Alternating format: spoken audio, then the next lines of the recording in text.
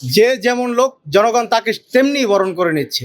সেহেতু আমরা নাম প্রকাশ করতে যাচ্ছি না। তাদেরকে দেখতেছি যে যদি বিভিন্ন জায়গায় প্রচারণা চালাতে যাচ্ছে, তাদের উপরে ডিম নিক্ষেপ করতেছে, বিভিন্ন প্রকারের আরো অনেক কিছুই নিক্ষেপ করতেছে। কিন্তু ঢাকা ৬ আসনের ইঞ্জিনিয়ার ইশরাক হোসেন ভাইকে দেখতেছি যে আমরা প্রত্যেকটা বিল্ডিং থেকে, একেবারে বললে যে ভুল হবে না, প্রত্যেকটা বিল্ডিং থেকেই দেখতেছি যে টনকে টন, বর্তমানে মনে হচ্ছে আমরা তো সেই প্রথম থেকেই আছি, এখন পর্যন্ত টনকে টনই হবে ফুল ছিটেছে তার মাথার উপরে।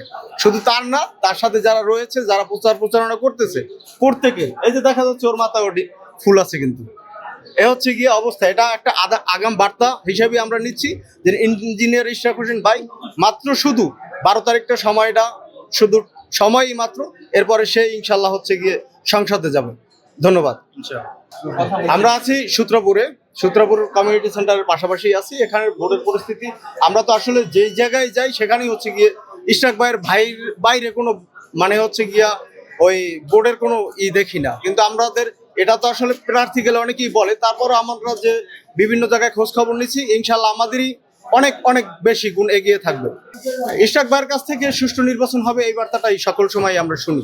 আমরা যারা তার সাথে রয়েছি, তিনি সকল সময় একটাই দিক নির্দেশনা দেয় যে সকল সময় সুষ্ঠুভাবে থাকার জন্য এই নির্দেশনাটাই দিচ্ছে। ইভেন হচ্ছে গিয়ে শুধু নির্বাচন না, নির্বাচন পরবর্তী সময় থেকে পরবর্তীও যে সময়গুলো রয়েছে, সকল সময় হচ্ছে গিয়ে তার সুনির্দিষ্ট সুশৃঙ্খলভাবেই রাখার জন্য চেষ্টা বলেছে, আগে থেকেই বলে দিয়েছে।